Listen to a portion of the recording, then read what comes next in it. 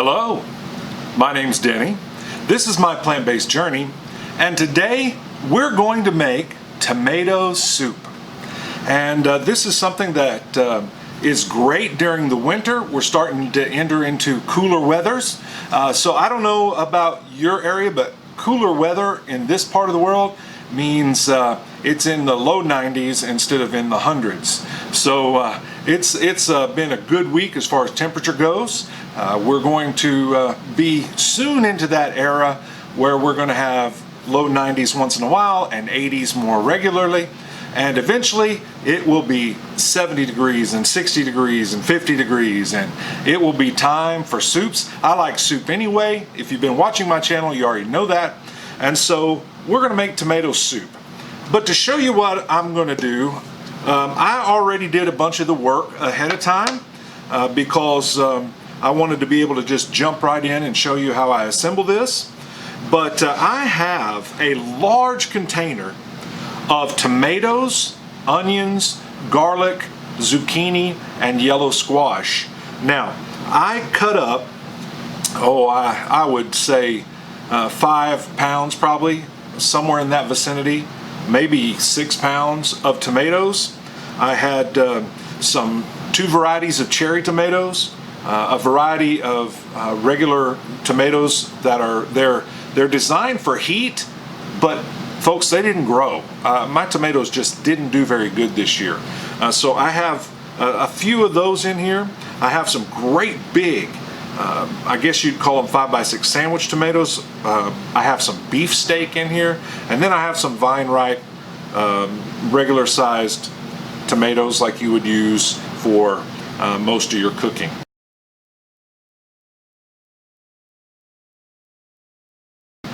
Now, if you've ever roasted tomatoes, typically what people ask you to do, if you'll read most of the recipes online, you're going to see that they ask you to put them in a cookie sheet, maybe.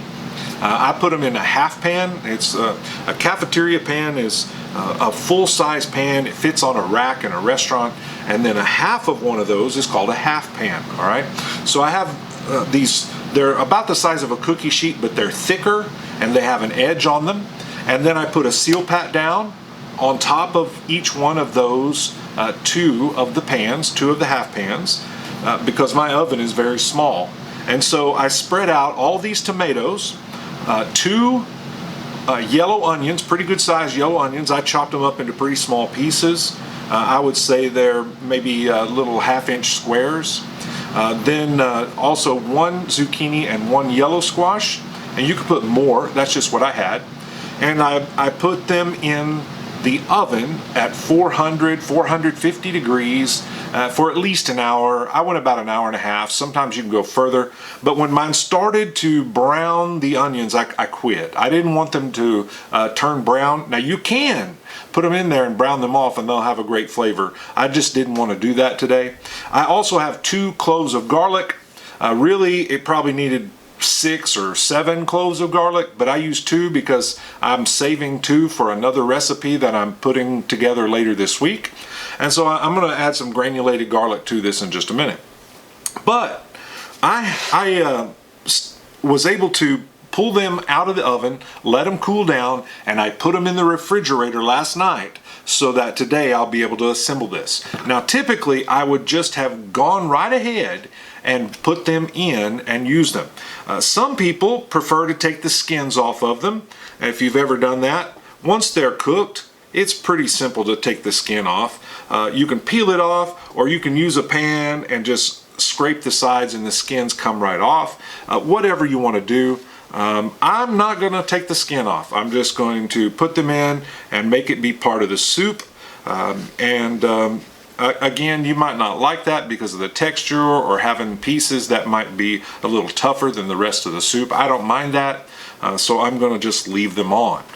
But anyway, I'm going to add this to my pot. I'm going to use my Instant Pot, and I have 2 bowls, and so this is my second one, and I'm going to get it set up and prepped.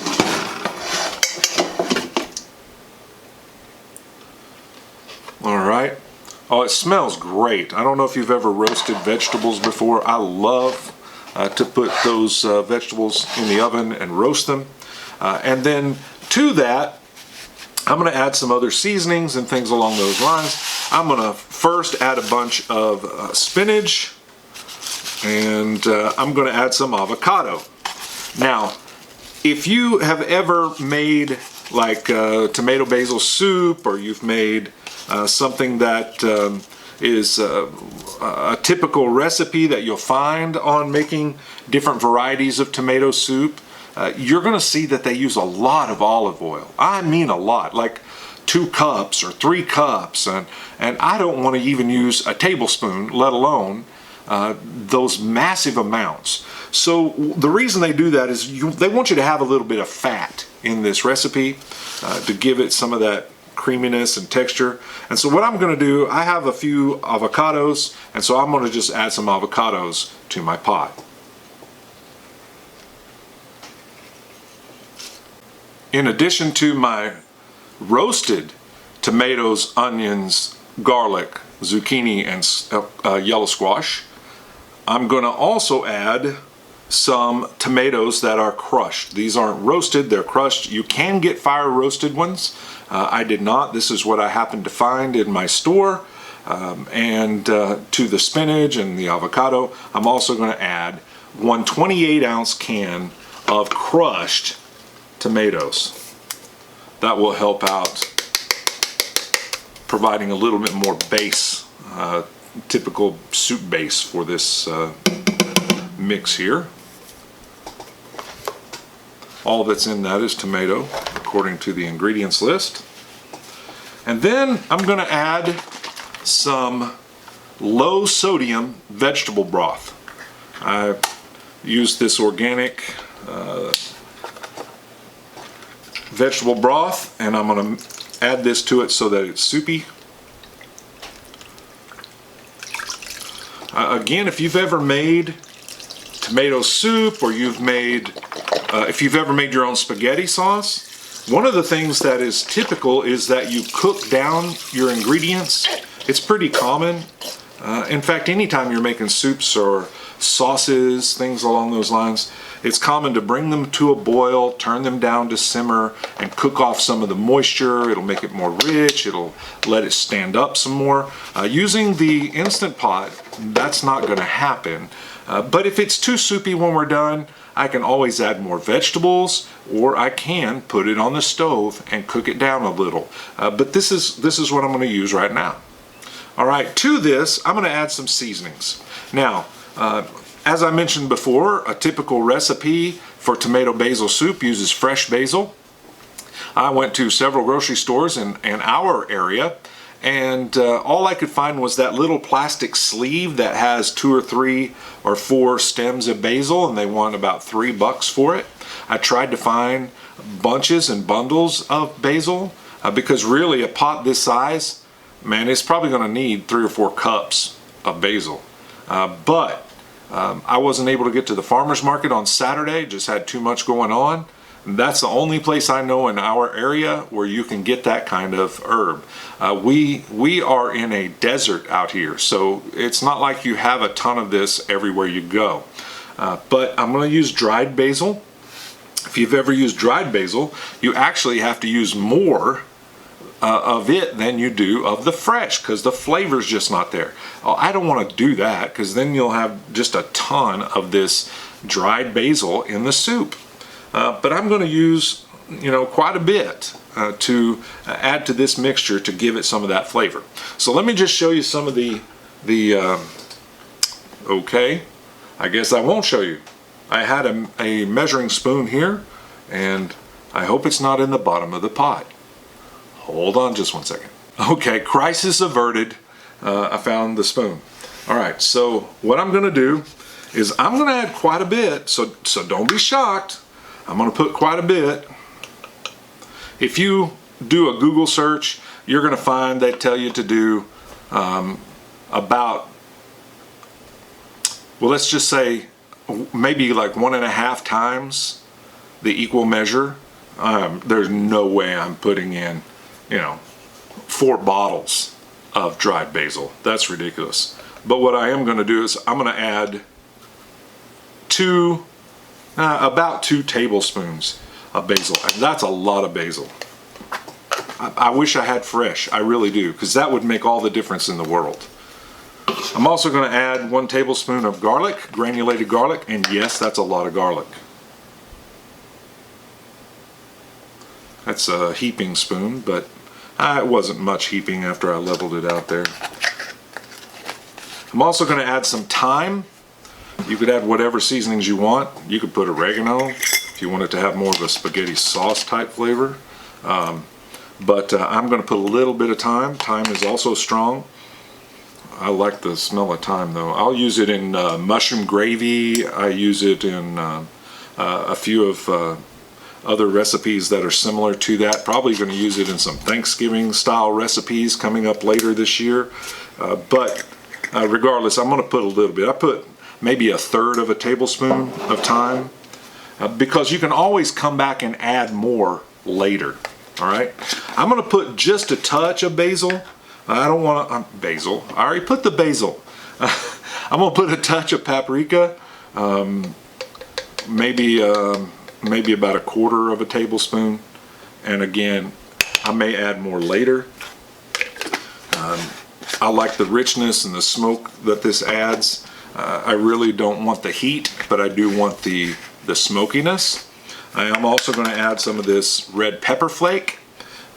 I have some red peppers outside that are drying, and I'm going to use a pretty good amount. Now this will give it heat, but it'll also give it smoke. Use almost a tablespoon, not quite that much. Now, you can also add salt and pepper. I have salt, I have pepper, and with these tomatoes, you're going to need some seasoning. You might want salt, I don't know. But let me warn you that if you use pepper, it will get hot too. Don't go too much. I'm just going to sprinkle some across the top. That's maybe 1/3 of a tablespoon there, and which is a lot of black pepper. And then salt, I'm going to put about 1/2 of a tablespoon. Now you might want more than that. I promise you, you might want more than that. But this is going to, that's pouring out everywhere. About 1/2 of a tablespoon. And that's a lot of salt, but it's going to need it with this many vegetables. Now, what I'm going to do is try not to make a big mistake and spray tomatoes and juice all over my area here. But I'm going to use one of these immersion blenders, and I'm going to stick it down in the pot, and I'm going to chop all this up and turn it into a soupy mixture. All right? So I'll be back with you in just 1 second. What did I just tell you about not spraying stuff everywhere? Were you listening? Come on, Denny. Let's get it together. We're not trying to make a mess. We're not trying to put tomato sprinkles all over everything. He just doesn't listen to me. Okay, now I'm going to make sure that there's nothing sticking to the bottom, nothing along the edges. There are a few big chunks of tomato still, and there are a few of the spinach leaves, but for the most part this is chopped up and blended up, and it's going to be a good enough thickness that I don't think we're going to have to cook this down, but we'll find out. We'll see. There's not a lot of big parts left in this. This little tiny immersion blender worked just fine. I don't have one of those big $high ones, and I probably won't spend the money on something like that. You could use this, by the way, with your beans to make a faux refried beans, mashed beans. You can use it in your potatoes. There's lots of uses for it, but this one works fine, so I'm not going to buy another one. I am going to stick it back in there for just a second and see if I can get a couple of these last few pieces of tomato and spinach chopped up. All right, I don't think I made too big of a mess. We'll see, but this looks pretty good. It's cold. I'm going to taste it anyway. You know that when it's just vegetables, that it's not going to make you sick if it's not cooked. You know that, right? This is one of the best parts about making whole food plant-based meals. There's no dairy, there's no animal fat, there's no any kind of animal product in this that would decay and get bad and make you sick. And so these are just vegetables that I've turned into a soup. And so I'm gonna just dip this spoon in here and see what it tastes like. It's pretty good. I may want to put some more seasonings in it later, but I'm not going to put any seasonings in other than the ones that I already added until it's cooked, because as it cooks in and as it sits here and marinates and comes together, those flavors are going to change a little bit. But right now, it tastes good. I think it's going to be great. I'm looking forward to having a bowl later tonight. All right, let me put it in the Instant Pot. I'm going to set it on soup. I'm going to cook it for just a few minutes, and then later on I'll have a bowl of soup. I'll be back with you in just a little while. Have you ever had one of those days where things just don't work the way they're supposed to? I've had one of those days. Things just have had kind of a snowball effect. My alarm didn't go off this morning. When I prepped some things today for lunch, I dropped something. I'm here making tomato soup. I said, I'm gonna go get the Instant Pot. And I began to walk away, and I knocked off the spatula on the floor with tomato sauce on the carpet. I spent all day on the phone on hold between about 5-6 different people trying to help get unemployment figured out right. It's just been one of those days. But you know what? It's going to get better, because we're going to have a hot, steaming bowl of tomato soup later. So let's turn on the Instant Pot. What I'm going to do is I'm just going to use the regular pressure settings. I'm not going to use the soup setting. You can turn it on soup, and you can be able to cook this at different temperatures and different settings, like porridge or steam, multigrain, rice, soup, and broth. That's on the top left corner. But I'm not going to use that. I'm just going to use the regular old pressure setting. And I'm going to turn this on pressure cook. And I don't want it for an hour, I assure you there. Let me run it all the way down. I'm only going to cook it for about 10 minutes. And then I'm going to leave it to warm. And that should be more than enough. And really, because the vegetables are roasted, 2 or 3 minutes will probably be fine. But I'm going to go ahead and cook it on about 10 minutes, and I'll show you what it looks like when it's done. All right, we'll be back in just a second. All right, I'm back. Now, this Instant Pot, you probably could have gone about 4 minutes, like I said, instead of 10, but it's done. It is a steaming bowl of molten lava right now. The texture is pretty smooth. If you wanted to make it smoother, especially now that it's cooked, you could throw it in your Vitamix or whatever you have, but this is good just like this. There are other things you could do. If you wanted to make it cream based, you could add some soy milk to it, or you could get some yogurt, whatever you like. You could do that if you choose. I did forget to tell you earlier, I did also have a few Roma tomatoes in this, and I did have a half of a red bell pepper. So we have about 5 or 6 different varieties of tomatoes. We have 2 yellow onions, we have 2 cloves of garlic, we have zucchini, yellow squash, spinach, we have the bell pepper, and we have all those seasonings that you saw. Now, again, we just cook those up here in the Instant Pot after having them roasted ahead of time. And here we go. Let's see what this soup tastes like. We may want to add some other seasonings, but you can do that, doctor it up however you like. Let's see what it tastes like.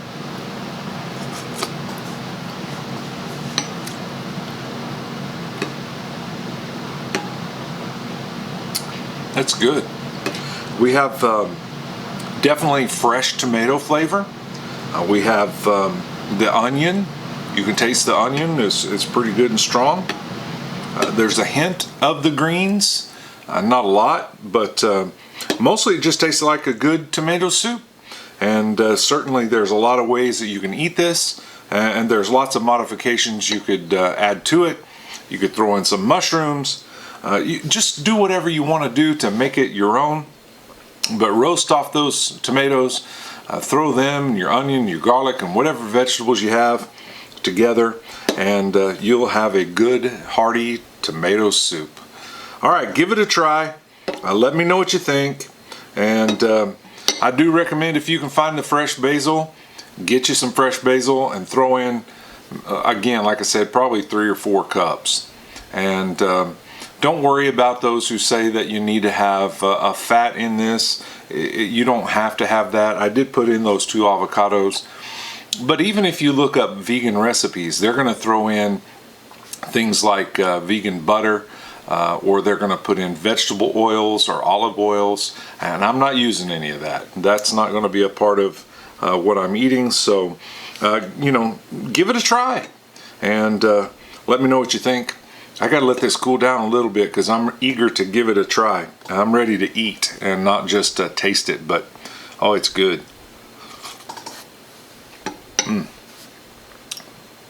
Definitely strong, fresh tomato, which is so much better than processed canned food. All right, you guys have a great day. We'll see you next time. My name's Denny. This is My Plant-Based Journey, and I have a dessert recipe coming up. I hope you'll be ready for that. We'll talk to you later.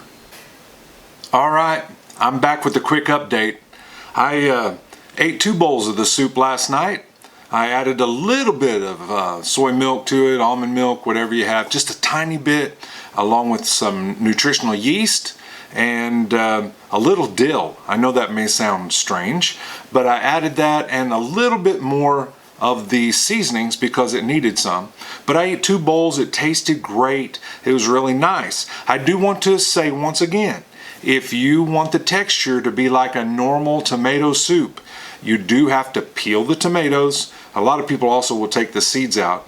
You can do that as soon as you pull them out of the oven after they've roasted, and let them cool. And like I showed you, you can just scrape that on the side of a bowl or a pan, or like I did on this piece of Rubbermaid container. You can just peel that skin off. It comes off super easy, and you can either leave the seeds in or out. But there's a little texture to this, and I didn't mind it. I didn't really care. But if you want the creamy texture, make sure that you remove those skins. Now, I also said you could throw it in your Vitamix or whatever, and I'm doing that today. I just threw a portion of the big batch into my Vitamix and ran it for 6 minutes, and added some nutritional yeast and some oregano, and I'm going to use this as a marinara, a pasta sauce, and I'm going to pour it on top of my noodles. I plan on making a vegetable lasagna with zucchini as the noodles. But you could put this on top of those spirals that I have. I have both yellow and zucchini squash spirals. You can put it on top of regular pasta. You can use it to make a sandwich or pizza. There's just so many things that you can do with this recipe. But I definitely recommend, if you're going to want it smooth, make sure that you peel it. And then I just threw what I have in the Vitamix. I added nutritional yeast, oregano, and this looks great. It is hot. The Vitamix did the cooking. It's smooth. That with that nutritional yeast, it went from red to kind of a almost a yellowish, maybe a cheese sauce look to it. It is not cheese sauce. This is marinara, but it's hot and it's good. It is so good. And you know, those tomatoes are really strong, a lot of acid and a really strong flavor. So this looks great. It's whipped up a little more than I probably should have, but I wanted to make sure that I got rid of all the lumps and made it where it's better in this pasta recipe. So I just thought I'd give you a quick follow-up. The Vitamix will chop up those tomato seeds and skins and all. But if you want it for a creamy soup, make sure that you peel it. All right, I'm gonna eat some more. You know, that's what I do, is I cook and eat. Yeah, that's a given. All right, guys. Have a great week. My name is Denny. This is my plant-based journey. Let's get to it. Let's eat.